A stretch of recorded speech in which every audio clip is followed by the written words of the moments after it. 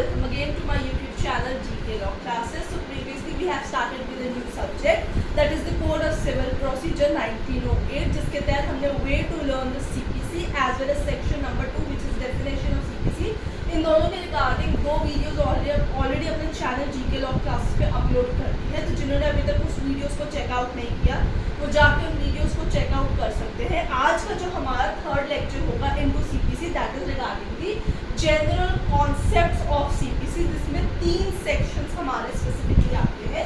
एक तो आज हम जो पढ़ेंगे सेक्शन नंबर 9, नेक्स्ट है सेक्शन नंबर 10 और उसके बाद है सेक्शन नंबर 11, यानी 9 सेक्शन, रेस सब जुडिस और रेस जुडिकाटा। ये तीनों ही कॉन्सेप्ट जो है आपके जनरल कॉन्सेप्ट हेडिंग के अंदर आते हैं। तो जिन्होंने हमारी फर्स्ट वीडियो CPC की देखी है उसमें मैंने आपको बताया था the ways to learn CPC effectively, जिसके अंदर मैंने एक छोटा सा माइंड मैप आपके साथ शेयर किया था, जिसके अंदर एक पॉइंट था जनरल कॉन्सेप्ट का। तो आज की वीडियो उसी के रिगार्डिंग होगी।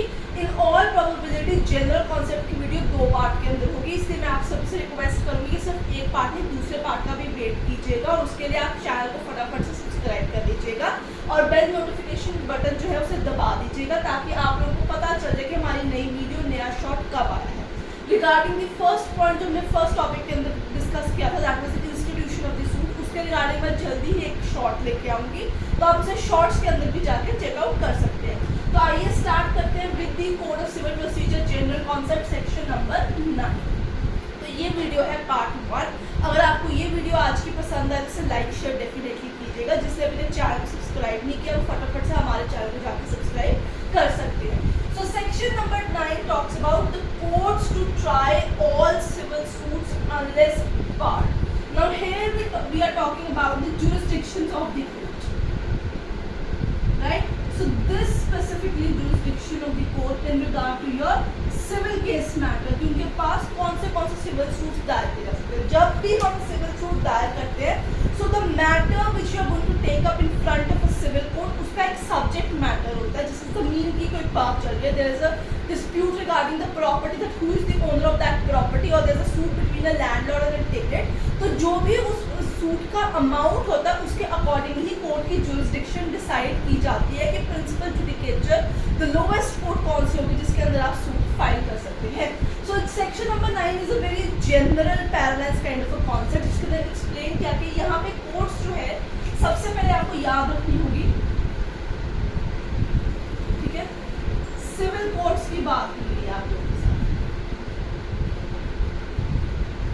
सिविल जज जूनियर डिवीजन, सिविल जज सीनियर डिवीजन, ये वो वाली आपसे बात की गई है। तो उनको पावर दी गई है to try the all kinds of civil suit, ठीक है, not the criminal cases but the civil suit unless barred. Barred यानी उनको मनाही ना की गई हो। अगर क्या होता है कभी कभी कुछ कोर्ट्स के अंदर subject matter already high court के द्वारा डिसाइड होता है कि इतनी अमाउंट तक का केस जो है इस कोर्ट के अंदर दायर होगा। अगर इस अमाउंट से ज़्यादा तक का वैल्यूएशन चल रहा है आपकी सब्जेक्ट मैटर का तो वो XYZ कोर्ट के अंदर जाके डिसाइड होगा। सो एक्सप्रेसली या इम्प्लाइडली बार्ड होते हैं और एक्सप्रेसली बार्ड। तो यहाँ बार्ड का मतलब है मनाही की गई होती है कि ये आपका सब्जेक्ट मैटर नहीं है। It will be the encroachment of jurisdiction, जो किसी और कोर्ट के पास पावर है आप उसे इंक्रोच करके जो है एरर ऑफ जुरिस्डिक्शन है तो उसके तहत आप केस जो है वो डिसाइड नहीं कर सकते। So courts to try all kind of civil suit unless expressly और impliedly barred is defined under section 9। So उनके पास हर तरीके की सिविल सूट जो है उसकी जुरिस्डिक्शन होती है अनलेस एंड अनटिल स्पेसिफिकली वो एक्सप्रेसली इम्प्लाइडली बार्ड नहीं की जाती। बार्ड यानी मनाही नहीं की जाती, उन्हें रोका नहीं जाता उस एरिया के अंदर, क्योंकि हर कोर्ट की जुरिस्डिक्शन जो है व्हेन वी टॉक अबाउट इनकी मॉनेटरी वैल्यू तो वो ऑलरेडी डिसाइड की गई होती है बाय द सुपीरियर कोर्ट कि कितने से कितने तक का केस जो है डिसाइड करेगा। और पनिशमेंट्स भी इसी तरीके से हम देखते हैं, जब क्रिमिनल कोर्ट्स में देखते हैं तो हर कोर्ट को एक मतलब एक पावर ग्रांट की होती है कि वो इतने मंथ से ज़्यादा की पनिशमेंट नहीं दे सकता, इतने ईयर से ज़्यादा की पनिशमेंट नहीं दे सकता, इतनी अमाउंट से ज़्यादा की वो पनिशमेंट नहीं दे सकता। उसी तरीके से सिविल सूट के अंदर इनकी जुरिस्डिक्शन जो है पहले से डिसाइड की गई होती है। तो ये जो है अगर इनकम्पिटेंट है तो ज़बरदस्ती कोई भी केस उठा के उसकी सुनवाई इसकी पैरवी नहीं की जा सकती। हर कोर्ट का एक दायरा होता है कि अगर सब्जेक्ट वैल्यू जो है जो आपके पास मैटर आया जिसके रिगार्डिंग केस फाइल किया गया है उसका कितना वैल्यू है, उसकी कितनी मॉनेटरी वैल्यू है, उस हिसाब से जो है जुरिस्डिक्शन हर कोर्ट डिस्ट्रिक्ट कोर्ट के अंदर डिसाइड की जाती है by the senior court. So this is all about section number 9. It's a general kind of a section जिसमें स्पेसिफिकली यही बात लिखी गई है कि हर सिविल डिस्ट्रिक्ट कोर्ट जो है, जो lowest to the district court also है, उनके पास पावर है to try the all kind of civil suit unless and expressly impliedly barred by the law और द हायर कोर्ट्स. तो आपकी ये चीज यहाँ पे याद रखनी होगी.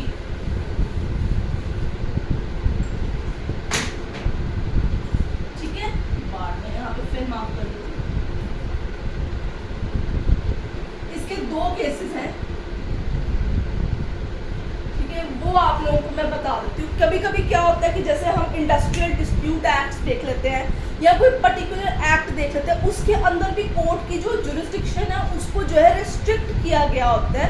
उनका मेन मोटिव क्या होता है कि वो उस एक्ट के दायरे के केसेस को सॉल्व ना करे, क्योंकि उसके लिए अलग से ट्रिब्यूनल भी बनाई गई होती है जिससे ट्रिब्यूनल और कोर्ट की पावर एक दूसरे पे ओवरलैप कर देती है, तो कॉन्करेंट जुरिस्डिक्शन होने का खतरा भी हो जाते हैं.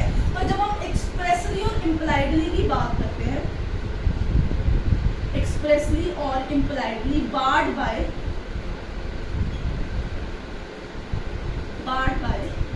हायर कोर्ट्स, जैसे आपकी हाई कोर्ट के द्वारा आपके पावर्स जो है वो ऑलरेडी बनाई है कितने से कितने तक कितनी है, और बाय स्पेसिफिक एक्ट्स. कभी कभी जैसे स्पेसिफिक एक्ट्स होते हैं उसके अंदर स्पेसिफिकली मेंशन होता है कि कोर्ट जो है they are barred from deciding any kind of cases which fall under the particular act. Specific act के द्वारा भी हो सकती है, जैसे मैंने आपको इंडस्ट्रियल डिस्प्यूट्स एक्ट की बताया. तो इस चीज़ के रिगार्डिंग मैं आपको भी एक केस लॉ बताऊंगी. उसका नाम है C.T. Nikam. The word is C.T. Nikam, NIKAM versus municipal corporation of Ahmedabad. ये 2002 का केस है. उसमें ये चीज स्पेसिफिकली मेंशन की गई थी कि इंडस्ट्रियल डिस्प्यूट एक्ट के तहत जो civil courts are they are barred from deciding any kind of case जो कि इस एक्ट के रिगार्डिंग होगा. दूसरा केस लॉ जो आपका यहाँ पे इम्पोर्टेंट है हम वो भी देख लेते हैं. That is regarding the Union of India versus ससी एस. ठीक है, तो यहाँ पे भी उन्होंने बात की हुई है कि बार्ड है from deciding any kind of a case. ये ऊपर वाला सेक्शन ही उन्होंने यहाँ पे एक्सप्लेन किया हुआ है. ये 1999 की जजमेंट है. तो जब भी आप सेक्शन नंबर 9 करेंगे तो ये आप इन दोनों केस लॉस को जो है कंसीडर कर सकते हैं. They are very well much relevant into this parallels. अब हम चलेंगे सेक्शन नंबर 10 जो है res sub judice, which is again a very important kind of a section जिसमें से क्वेश्चंस डेफिनेटली पूछे जाते हैं. तो अब तक की वीडियो में अगर किसी को किसी भी तरीके का डाउट है तो वो कमेंट सेक्शन में मेंशन कर सकता है. आप लोगों को स्टूडेंट्स कहीं पे भी किसी भी पॉइंट के ऊपर डाउट आता है तो आप इंस्टेंटली कमेंट सेक्शन में उसे मेंशन कीजिए. हम जितना ज़्यादा हो सकेंगे आपकी हेल्प करेंगे. एंड अगेन कह रही हूँ अगर वीडियो पसंद आए तो इसे लाइक शेयर डेफिनेटली कीजिएगा और चैनल को भी सब्सक्राइब जरूर कीजिएगा. सेक्शन आ गया जी आपका नंबर 10, रेस सब्जुडिस. ठीक है, ये लैटिन टर्म है. जब आप बेयर एक्ट देखते हो उसमें स्टे ऑफ प्रोसीडिंग्स करके नाम लिखा हुआ है. सो डोंट गेट कंफ्यूज, क्योंकि इंडिया के अंदर जब भी हम सेक्शन 10 ऑफ CPC की बात करते हैं तो उसको इसी तरीके से याद रखा जाता है रेस सब्जुडिस. उनको बेसिकली स्टे ऑफ प्रोसीडिंग याद ही नहीं रहते हैं, सभी रेस सब्जुडिस इस चीज को कहते हैं. तो तुम समझने की से कोशिश करते हैं कि जो रेस सब्जुडिस है जिसके बारे में बात की जा रही है ये सेक्शन कहना क्या चाहता है. तो ये बहुत ही इंपॉर्टेंट सेक्शन है. जहां पे डाउट हो अगेन वहीं पे कमेंट्स के अंदर आप मेंशन कर दीजिएगा. Now res sub judice is a Latin term. ठीक है, and what does this means. तो यहाँ पे आपका मतलब है रेस माने योर सब्जेक्ट मैटर, सब्जुडिस माने under consideration.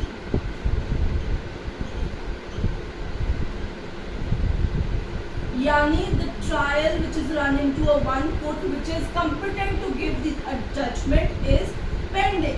Trial is pending. तो ये चीज आपको याद रखनी होगी. दिस इज द मीनिंग है कि अब सब्जुडिस की अभी केस चल रहा है. अब हम इस चीज को एक एग्जांपल से समझने की कोशिश करते हैं क्योंकि अभी तक जितना भी ये हमने समझे कि सिर्फ इसका लिटरल मीनिंग ही है। Now what does this particular res sub judice works and how it works, तो ये समझने की कोशिश करते हैं। मान लीजिए दो पार्टीज है A B और D E, ये दो पार्टीज है A B versus D E, ठीक है। इन लोगों का एक मैटर इशू चल रहा है। इनका जो इशू है समझ लीजिए एक जमीन है XYZ, उसको लेके चल रहा है कि कौन मालिक है। ये आपकी पार्टीज हो गई A B वर्सेस D, इनका मैट इशू चल रहा है इस जमीन को लेके। और कहाँ पे अदालत है, कोई J नाम के जज है, उनके सामने इनकी अदालत लगी हुई है। The trial still going on, trial is pending. ना इसी दौरान क्या होता है कि that the same parties regarding the same issues, जज जिस कोर्ट इसकी कोर्ट में ये अदालत लगा हुआ, the trial is pending, the court is competent to give judgment कि कौन सी पार्टी का हक, मालिकाना हक बनता है। स्टिल इन दोनों में से कोई और उठ के कल को जाके PF करके एक और जज है, ठीक है, उनके पास भी जुरिस्डिक्शन सेम है, उनके पास भी जुरिस्डिक्शन है, इस कोर्ट के पास भी जुरिस्डिक्शन है, इस कोर्ट के पास भी जुरिस्डिक्शन है। तो ये क्या करते हैं कि अभी कोर्ट का सूट पेंडिंग चल रहा है, इन दोनों में से कोई एक पार्टी उठ के जाके यहाँ पे भी सेम मैटर के regarding same party same issue, पिछला कोर्ट पेंडिंग चल रहा है, यहाँ पे जाके केस फाइल कर देता है। अब एक ही मैटर को लेकर दो जगह केस लग गया, तो अब क्या होगा, तो रेस सब जुडिस सेक्शन नंबर 10 का मतलब है कि अगर पहले से कोई ट्रायल पेंडिंग है, जिस जज के पास पेंडिंग है उसके पास जुरिस्डिक्शन भी है, उसके पास कॉम्पिटेंसी भी है कि वो आपका केस डिसाइड कर सकता है। उसी दौरान सेम पार्टीज में से कोई एक पार्टी सेम इशू के रिगार्डिंग सेम मैटर जो इस जज के पास लगा वो दूसरे जज के पास जाके लगा देगा, तो ये क्या हो जाएगा, it will lead to a concurrent jurisdiction. दो कोर्ट के अंदर एक ही मामले जाके लग जाएंगे। तो फ्रीक्वेंट प्रोसीडिंग्स के कारण जो है यहाँ पे उन्होंने रेस सब जुडिस का कॉन्सेप्ट निकाला है कि जो सब्सिक्वेंट सूट होगा, this is a subsequent suit, it will be stayed, ठीक है। ट्रायल जो है इसकी रोक दी जाएगी, ट्रायल बार्ड होगी, डिसमिस नहीं होगी, रुक जाएगी जब तक ये वाले कोर्ट जो है इसका डिसीजन जो है वो नहीं आ जाएगा। तो ये वाले सूट जो है, सब्सिक्वेंट सूट जो है यहाँ पे रुक जाएगा। सो आई होप आप लोगों को बात समझ में आ रही है कि यहाँ पे matter is under consideration before the J जज, तो PF जज के सामने वाला सूट जो है वो स्टेट हो जाएगा। Now what are the essentials of section 10? Same issue same question, जैसे जमीन का बताया, प्रीवियस सूट पेंडिंग है J जज के पास, same parties AB versus DE, court is competent, that J court is competent to decide the matter, same subject matter, but एक party ने उठा के दूसरे जज के सामने केस लगा दिया है, that will lead to a stay on the subsequent suit, pendency हो जाएगा, वेट हो जाएगा, वो जो PF जज है वो केस डिसाइड नहीं कर सकता। However, अगर फॉरेन कोर्ट के सामने ये हो, PF जो है फॉरेन जज को फिर सूट स्टे नहीं करता है। यहाँ पे सूट में एप्लीकेशन कंप्लेंट नहीं आएगा, but your suit will include, suit here include appeal matter. Complaint और एप्लीकेशन सूट में इंक्लूड नहीं होगा, सूट में suit initial first suit plus appeal ही सिर्फ ऐड होगा। फॉरेन जज अगर ये निकलता है तो इसके सामने सब्सिक्वेंट सूट स्टे नहीं करेगा। ये इंपॉर्टेंट पॉइंट्स है जो मैं आप लोगों को यहाँ पे बता रही हूँ, ये किसी ने आपको और नहीं बताना है। So the main objective of section 10 is to prevent the concurrent jurisdiction. Subsequent suit dismiss नहीं होता है, सिर्फ बार्ड किया जाता है। तो आइए फटाफट से दो जजमेंट इसकी देख लेते हैं। कहीं आपको डाउट है रेस सब जुडिस समझने में, तो आप जो है नीचे कमेंट सेक्शन में मेंशन कर सकते हैं। हमने इजीएस्ट वे में आपको समझाने की कोशिश की है। Right students, Raghav Prasad Gupta versus Shri Krishna Poddar. Raghav Prasad Gupta versus Shri Krishna Poddar. 1969 का केस है, जितना पुराना उतना बेहतर। Indian bank versus Maharashtra state cooperative marketing federation. Maharashtra state cooperative marketing federation limited. budget 1998. So student, this is all about section number 10 of res subjudice. मैं आपसे मिलूंगी वीडियो नंबर 2 रेस जुडिकाटा के साथ, उसमें हम सिर्फ सेक्शन 11 ही डिस्कस करेंगे। सो अगर वीडियो पसंद आई है लाइक शेयर कीजिए और चैनल को सब्सक्राइब करना भूलेगा मत। I will see you next.